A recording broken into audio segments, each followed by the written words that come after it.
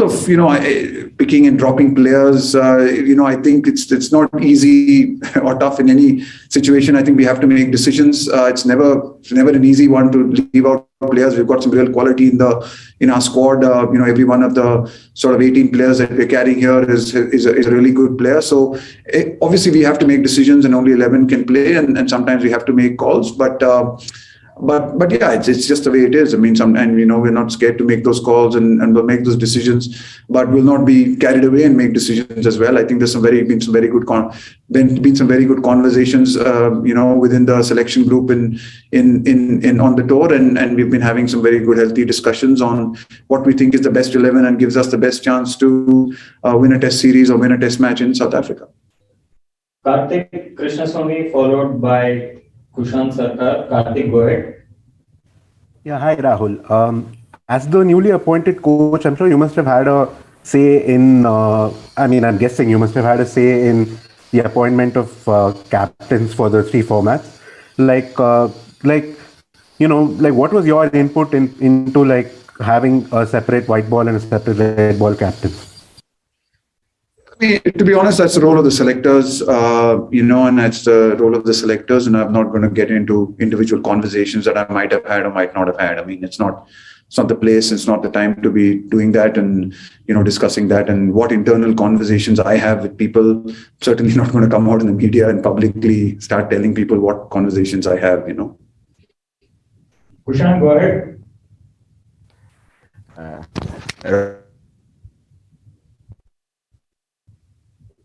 In the BCCI media interview, spoke about having clear communication. Am I audible? Hello?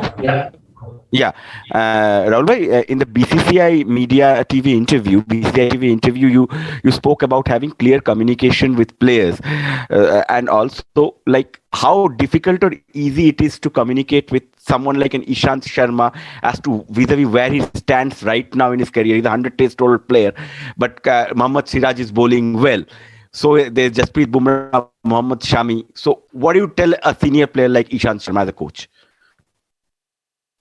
No, I think the guys have been really good. They've been, very, very good about it. I think most players are professional. Obviously, no one, sometimes you have to have difficult conversations with players. And difficult, when I mean difficult, it's not like, it's telling a player that he's not playing, irrespective of who it is hard. I mean, obviously, everyone wants to play. Everyone wants to be part of the playing 11. But everyone's professional as well. I think all the players are professional in their own ways as well, and they understand situations. It's not the first time they've been in situations like that. A lot of them are in senior positions, even in their state teams, and they are part of decision-making groups that where they leave out people and they pick people. Some of them are in leadership positions. Some of them are part of senior leadership groups that make decisions like this. So I think people understand that, as long as you can communicate and give them the reasons for it and tell them about it. I don't expect everyone to be not disappointed, because I think, if people are not disappointed, I think that's what's one of the things that makes people kind of, succeed at this level is you want to be playing, you want to be competing, you want to be part of the action, you don't want to be sitting out. But how you take that sort of the fact that you have to sit out and how you respond to that, that's really a test of your attitude. And so far, I've had no complaints and everyone's been fantastic about it. Coach, we got a question on chat.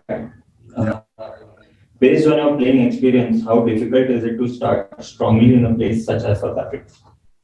It's always been a challenge because of the alien nature of the conditions. It does take a little bit of time to get used to the wickets, especially starting up here in Centurion, where, even on the first couple of days when you come here to the nets, you realize that it's slightly different, considerably different to what you're kind of used to.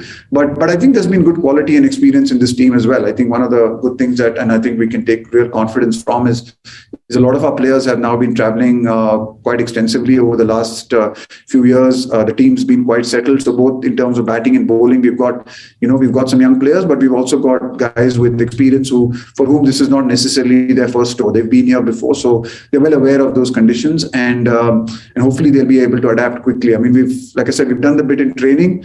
We've done our best, and it's now about being able to adapt and execute. When the game starts. Okay, we'll shift to the regional media. We'll start off with Mr. Sunandan Lele. Rahul, touch and go असं south आफ्रिकेमध्ये खूप वेळा झालंय की आपण काही test matches brilliant जिंकले आहेत, परंतु तो मोमेंटम ठेवू शकले नाहीये. तर how important is starting well and keeping that momentum, हे किती महत्वाचं आहे? तुझा अनुभव काय सांगतो? Starting well is very important. Obviously, it's not the be all and end all of everything. Obviously, it's a 3 test match series, but in a 3 test match series, it's always nice to be able to start well. I've been here in South Africa where we started well, but unfortunately, we haven't been able to win a series. I've been in South Africa, we've not started particularly well, but we've been able to go on and win the second test match and draw the third. So, I've seen both sides of it. So it's not a make or a break, but it's always nice. I mean, it's always nice from when you come on tour, if you start well, it obviously puts pressure on the home team. And obviously once they're behind, the pressure is squarely on them, as, we would see if a foreign team came to India and we were to go down in the first test match, the pressure would be on us. Similarly, I think, if you can put the opposition under pressure quickly, hopefully it should set up the series. Sabyasachi, if you can... Rahul sir, am I audible? Yeah. Hello. Rahul sir, I have a 2-part question that you are touring South Africa since 1996, and would you think that this South African bowling lineup is more of casual than other bowling lineup, or Indian bowling lineup are more strong than South African bowling lineup? This is my first question. And second question is, who is your wicket-keeper in Centurion Test, Rishabh Pant or Ridhiman Shah? Okay. So I don't think this attack is casual by any stretch of the imagination. I think it's a very good South African attack. I will certainly say and agree with you that our attack is probably more experienced than the South African attack at this point of time in terms of the number of test matches played, which probably might not have been the case in the past. But it's certainly, they've got quality. They've got some very good bowlers in their home conditions, and they've got some proven performers as well. So we're certainly not going to take them either casually or lightly. We know we've got a contest up on our, in our hands. We know that if we want to put up the kind of scores that will give our bowlers a chance to take 20 wickets, we're going to have to bat very, very well. It's not, we make no mistake about it. We know that, we've discussed that. And there's going to be periods in this test series where we're going to have to fight and work really hard. So I don't think this, we take any attack very casually. I certainly feel that we've got a great attack this time. We've got a fantastic attack. We've got some real good experience in the group, in the overall squad. So that's something we can take a lot of that from. We know that we can certainly fight back, and we back ourselves to take 20 wickets in these conditions. As to in terms of the playing 11, who's going to play, I think we're very clear within our group, of what the kind of team is going to be leading into the Boxing Day Test match. But yeah, I just like to keep it that way. Someone who sort of, just from a perspective of a batsman, I would certainly want to know what the opposition's bowling attack is like, and what their team is and what they're playing. So, I think while we are clear, we don't see the need to, inform the opposition of what playing 11 is going to be. So we'll see that tomorrow morning at the toss. Final 2 questions. Rika followed by Rika, go ahead.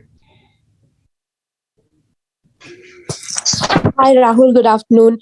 Mayank Agarwal in one of the interviews said that one of the things that you've been helping them with is mental preparation, preparing for the series. Now, having toured South Africa yourself so many times, how is preparing for a South African tour going to be mentally different from other tours? Yeah, hopefully I'm not messing them up mentally.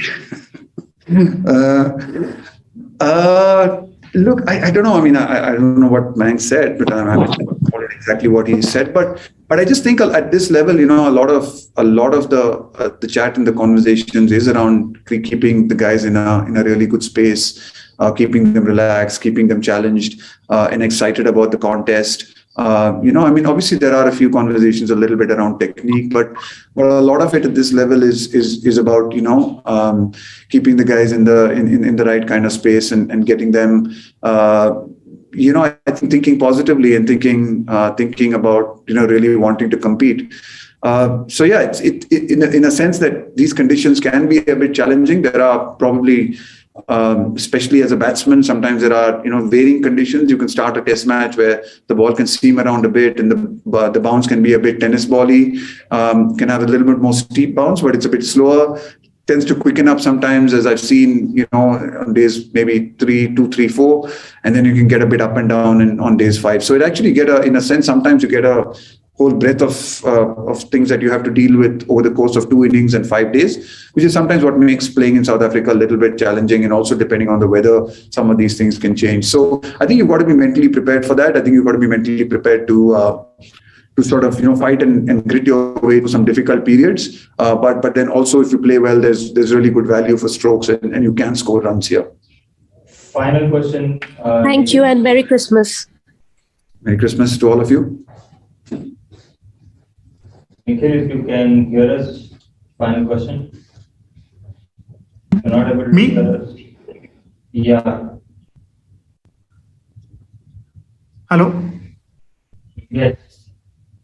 If you raise your hand, do you want to go ahead and ask the question, or you're fine? Yeah, Rahul? Yes. You are audible, you can go ahead.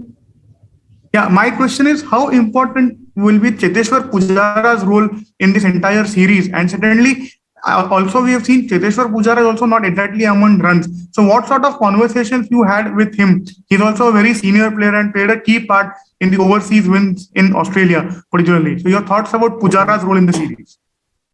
I think one of the things, and I think one of the things that we tried to talk to the group about, and have had these conversations with them, that I think these kind of series are actually won by good team performances.